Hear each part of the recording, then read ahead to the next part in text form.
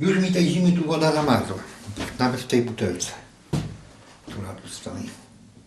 Także temperatura była dosyć niska.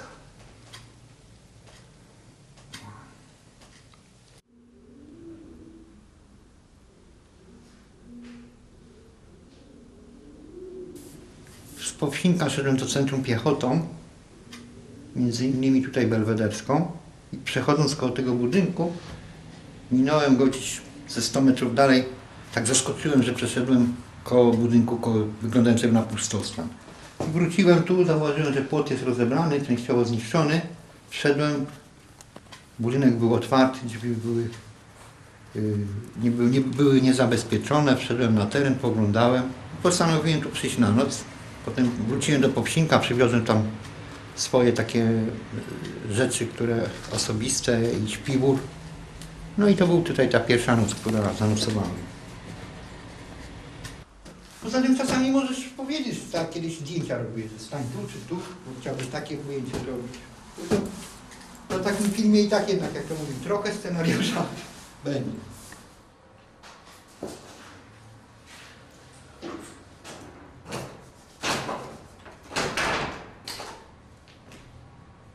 Przed zimą, żeby tak nie wiało, to tam te wszystkie takie szmaty powkładałem.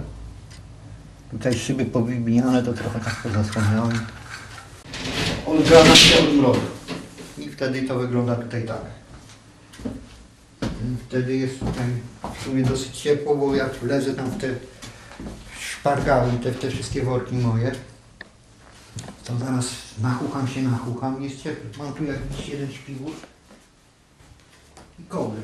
Wkładam, wchodzę w śpiwór, a mam jeszcze jeden taki śpiwór zielony. To czasami jak bardzo zimno było, to wchodziłem w tamten śpiwór, czyli 2 śpiwory używałem i kołdrę, jak już było bardzo zimno. A tak normalnie to jeden śpiwór, kołdra i to było takie zabezpieczenie. Poza tym ja tu przychodziłem zazwyczaj na noc, czyli tyle, żeby się rozebrać i położyć spać. I budziłem się, rano wstawałem i wychodziłem, czyli praktycznie tylko tu spałem. Więc jak sobie leciłem? A dzień to przeważnie spędzałem w bibliotekach, klubach, kawiarenkach internetowych, tworząc coś w internecie, pisząc konstytucję mieszkańców planety Ziemia z nadzieją, że będzie pomysłem, który politycy i w ogóle wielu ludzi przyjęłoby i powstałoby jedno wielkie państwo. Chodziło o to tylko, żeby przyjąć tą konstytucję lub jakąś inną, która byłaby podstawą, taką umową między wszystkimi mieszkańcami Ziemi, jak będziemy wobec siebie postępować, a zarazem, która by gwarantowała, że wszyscy byśmy się zobowiązali do tego, że będziemy ze wszelkich sił walczyć o to, żeby każda osoba żyła, obojętnie kto by to był, żeby robić badania, żeby wyleczyć tą osobę, cokolwiek jaka to choroba była, żeby wszelkie siły, ta miliardowa, może z czasem jeszcze większa społeczność poświęciła na to, żeby zapewnić każdej osobie na ziemi środki do życia, bez względu na to, czy ta osoba jest biedna, czy bogata, czy pracuje, po prostu dla siebie, bo kiedy dziś byśmy znaleźli sposób na wyleczenie kogoś z nieuleczalnej choroby, to moglibyśmy żyć nadzieją, że kiedy my zachorujemy lub kiedy na przykład nas jakieś kalectwo spotka, to my dzięki temu będziemy mogli skorzystać z tego, co zrobiliśmy. Patrzę, bo tu była kasetka z moim wierszem, wiesz? Ale nie widzę jej. Chyba już. Albo ktoś zabrał, albo się... Grzesiu, ile my się znamy lat już? Kilka, prawda? Ja muszę iść tam. Dobrze, to idź, wydrukuj. Też jesteś w podobnej sytuacji mieszkaniowej jak Grzegorz? Tak, wszystko się zgadza, dokładnie. Brak lokum stałego. Przede wszystkim lokale u znajomych. Przeważnie jakieś kobiety się zaczynają, wiesz, przy dużej dozie alkoholu i pewności, że jest dach nad głową. Resztę w domyśle. Rozumiem. Ale też Poza tym... robisz tak jak Grzegorz, że siedzisz w bibliotekach, szukasz różnych miejsc, gdzie można się Tak, ogrzeć? właśnie jak najbardziej, bo to jest podstawa, żeby przeżyć ten okres trudów zimowych, tych mrozów i sytuacji po prostu trochę czasami skorumpowanych, bo jednak chęć szukania pracy, uniezależnienia się od ludzi, tak, w sensie nie tylko właśnie dachu nad głową, ale finansowym. No, na naszym rynku pracy jest takich propozycji trochę, szukając, na pewno jest trochę, ale alkohol przeszkadza w tym wszystkim, żeby dokonać wyboru i podjąć działanie. Jest przy tym, w internecie.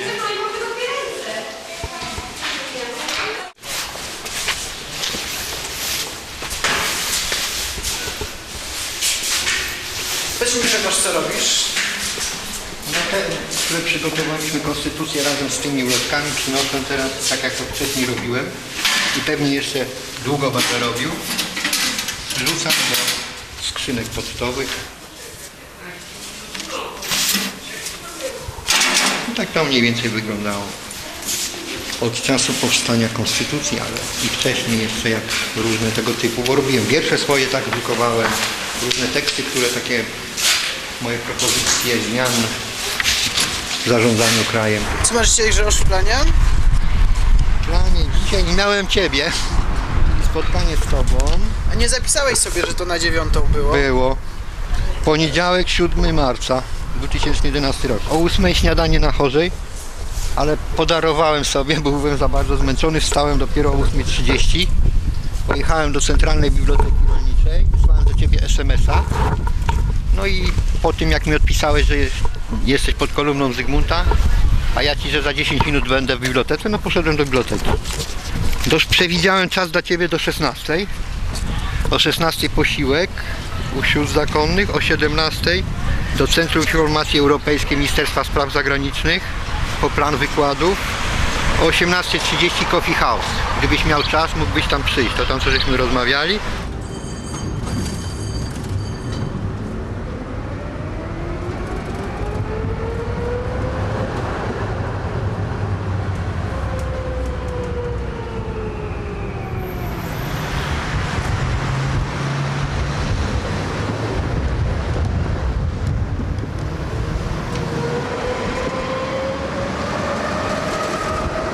Socjalną mam utrzymać. No i idę jeszcze walczę o rentę. A teraz Nie jesteś chcę. bez renty? Na razie tak kombinuję jak mogę. A tam w tym schronisku na Burakowskiej płacisz? No jak latem 5 zł się płaci. Za dobę 5 zł się 5 płaci. zł od Ciebie. Tak, 5 zł się płaci od osoby na lato. A zima to okres zimowy cię nie A płaci. pokwitowanie jakieś Ci dawali? Może mam zaświadczenie, tak. Jest socjalna i druga i kierownik jest ok. Socjalna, lekarz to jest tam szpitalka. No obsługuje najlepiej można powiedzieć. Jedyny Burakowska, 180 osób było w zimę. Przybywało 180, kolacja dobra. Tak jest, można być. Jak masz na imię? Janusz. Janusz. I Ja całą cię zi- znam z widzenia. Gdzieś No, jest ja też Przyc. kiedyś na Burakowskiej. Na Buraku byliśmy albo na Przycach. No na Przycach. Na Sprzyc cię znam, ja cię poznałem z Sprzyc. A to było 5 lat temu. 2 zimy były na Przycach, też u Bolka było dobrze. Ale było najlepsze na Przycach i mieszkałem jeszcze u hrabiny Uzarkowskiej. A tak ja w zimę, co? Na Mszczonowska, za Kerpurem, za Zachodnim. No też, ale ja pracowałem jako kowojec, dostarczałem żywność, ona ma 4 ośrodki, ja jej pomagałem rozwozić towar. Pieczywo, warzywa, zbierałem z tych warzyw i dobrze było też, nie? Zależy kto sobie życie ułoży, nie? Ja trochę handluję, pomagam Arabowi z Tunezji, chłopak mieszka 10 lat, z Polką żyje, Polka jest no, sklepowa, a ja mu pomagam trochę handlować. Ma jakiś towar, ja mu pomagam i żyję z tego. Teraz jadę się ogolić, się wykąpać troszeczkę. A wiesz, że golenie to samo uszkodzenie? No dobrze, kupiłem wczoraj maszynkę za 2 zł. No nie, co brodę nosić, ale jak wyglądasz jak marynarz. Z brodą Tak, ale marynarzem trzeba. Na razie się No, powodzenia. Podstawową zasadą działania pralni Patronat jest obsługa schronisk i noclegowni zrzeszonych przy Radzie Opiekuńczej Miasta Stołecznego Warszawy. Osoby indywidualne mające potwierdzony statut bezdomności, zaświadczenie, mogą korzystać z usług pralni Patronat przy spełnieniu następujących warunków. Posiadanie aktualnego zaświadczenia o bezdomności, ważne 1 miesiąc, należy je okazać przy każdej wizycie w pralni. Zgłoszenie się w wyznaczone dni. w każdą pierwszą i trzecią środę miesiąca i godziny, od godziny 8 do 10, z posiadaną bielizną i odzieżą i odebranie jej w wyznaczonym terminie w poniedziałek o godzinie 8. Czyli Nie, będziesz musiał czekać do poniedziałku teraz, od środy. ale chyba do piątku, bo ostatnio to chyba zmienili na piątki. Nieodebrane w ciągu 3 dni zostaną przekazane na rzecz wybranego schroniska lub noclegu. O pralni stowarzyszenia, patronat. Dowiedziałem się już w zasadzie bardzo dawno, ale nie korzystałem z niej. A teraz ostatnio dowiedziałem się od Jacka, takiego mojego kolegi, który pracuje w magazynie wydawania odzieży dla osób potrzebujących, pozbawionych środków do życia. No i on mi zaproponował, żebym korzystał z tej pralni. No i poszedłem po skierowanie na ulicę Nowogrodzką do Pogotowia Interwencji Społecznej, gdzie otrzymałem skierowanie do tej pralni. Pierwszy raz byłem w niej w lutym, no i dziś byłem 3. raz. Przyniosłem 10 sztuk odzieży do prania, no i w piątek mam odebrać czystą, pachnącą. Jak to pachnie, to możesz powąchać ten sweter, bo on tu był wyprany. Jakość usług bez zarzutu, zapach ubrania też.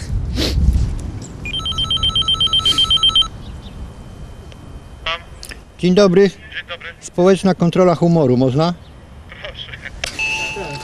No to tak jak przychodzi coś tam chce, no to co ewentualnie mamy na składzie, to możemy mu ewentualnie oferować. Czy to jest kurtka, czy to są jakieś spodnie, kalesony, czy coś z żywności. Jeżeli coś takiego znajduje, no to pomagamy.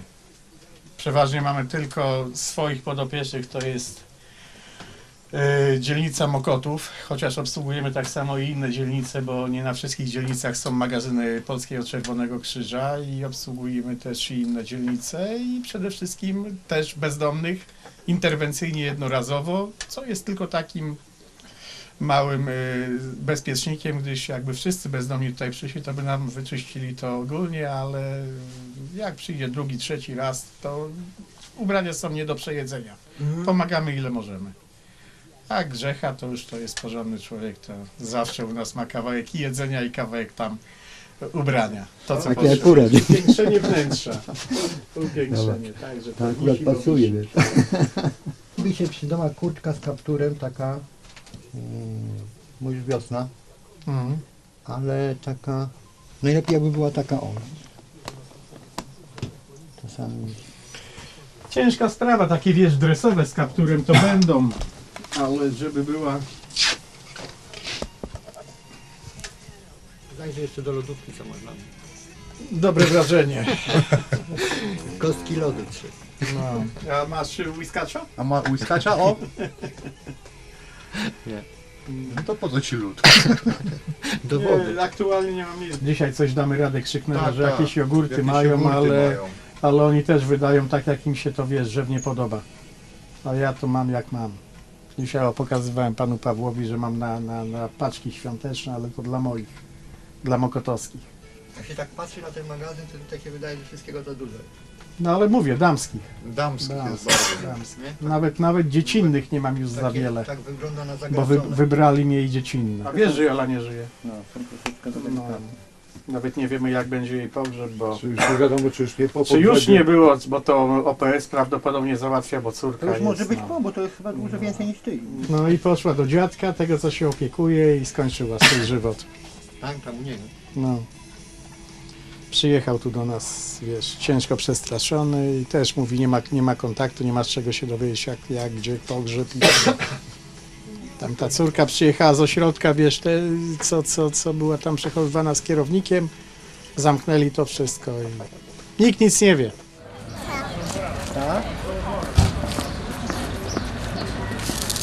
Dam ci przykład na chrześcijanach. Jakbyś wziął chrześcijan, powiedzmy, takich zaangażowanego chrześcijanina, który zna dobrze, czy w miarę dobrze Biblię, z 2, nawet z 3 różnych wyznań i posadził ich przy jednym stole, to oni by się pewnie pokłócili. Ale gdybyś przysłuchiwał się tak jak ja, na przykład z boku, chcąc poznać prawdę, to byś się przekonał, że oni się pokłócili bez powodu, a raczej z powodu, że może się nauczyli kłócić. Bo oni wszyscy mówili to samo, tylko innym językiem, używając słów polskich, Mówili po polsku, ale każdy mówił swoim językiem to Tak, samo różnorodność. i się nawzajem nie rozumieli. Różnorodność w jedności. To jest Nawzajem to. się nie Właśnie, rozumieli, tak, nie mówiąc rozumieli o tym się. samym, to samo, tylko używając tego samego języka, ale słów w innym znaczeniu wspierali się bez powodu. Już tak chodzisz po tych stowarzyszeniach różnych chrześcijańskich? Po różnych religiach, po wszelkich ugrupowaniach, między innymi dlatego, że żyjemy w takich dosyć trudnych czasach, w których trzeba by przekonać ludzi z różnych ugrupowań religijnych, że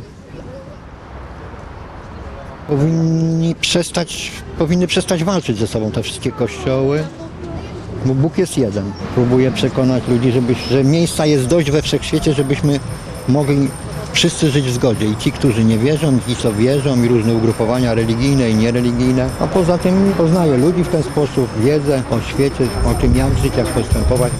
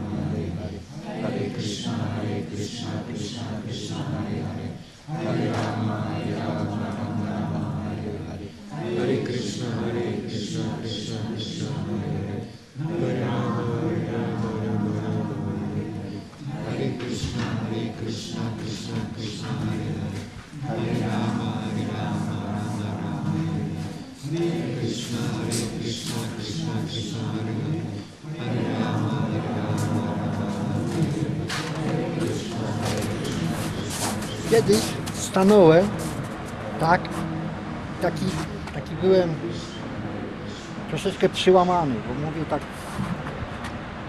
ciężko gdzieś ludziom zrozumieć, że ja potrzebuję pomocy, że jestem zupełnie innym człowiekiem niż mnie postrzegają. I tak stanąłem i mówię tak, pokój wam, ludzie, zrozumcie, że szkoda kogokolwiek zabijać, skoro zabito Jezusa, czego chcecie jeszcze mnie zabić? Opamiętajcie się, jak chcecie mnie zabić, to krzywdzicie siebie. Jak mnie uratujecie, to kiedy będziecie w takiej sytuacji, kiedy będziecie potrzebowali pomocy, to być może ja was uratuję. I tak sobie mówiłem, bo to tak z góry to fajnie, wiesz, tak mówi się i rozmawia. Z Bogiem i z ludźmi, ale ludzi nie ma, nie? I tego Boga też nie widać, więc tak naprawdę mówi się z samym sobą w sumie. Troszeczkę wpadłem w taki nastrój, że mógłbym się rozpłakać. Dlaczego? Wiesz, na pewno byś chciał taki moment. Człowiek, który ma 50 lat, 7 zębów, który, proszę Ciebie, właściwie leży i zdycha, rozumiesz? On mówi, że on chce żyć zawsze, że on jeszcze będzie zdrowy, że go kopią przenośni, rozumiesz, że nie chcą mu pomóc, czy chcą mu pomóc inaczej, że on tej pomocy nie przyjmuje, ale on jest pełen optymizmu, że można. Mi w więzieniu mówili, że tacy jak ja to już muszą być przestępcami. Właściwie ja nic innego nie mam do roboty, tylko to zabijać, gwałcić, mordować i kraść, bo już taki jestem. A ja udowadniam od 10 lat, że jest inaczej. Przestałem pić, przestałem palić, zupełnie inaczej postępuję. Jeszcze coś tam źle zrobiłem. Ale można walczyć sam z sobą. Wystarczy znaleźć w sobie tylko jednego wroga na świecie, siebie. I starać się dążyć do tego, żeby codziennie być lepszym.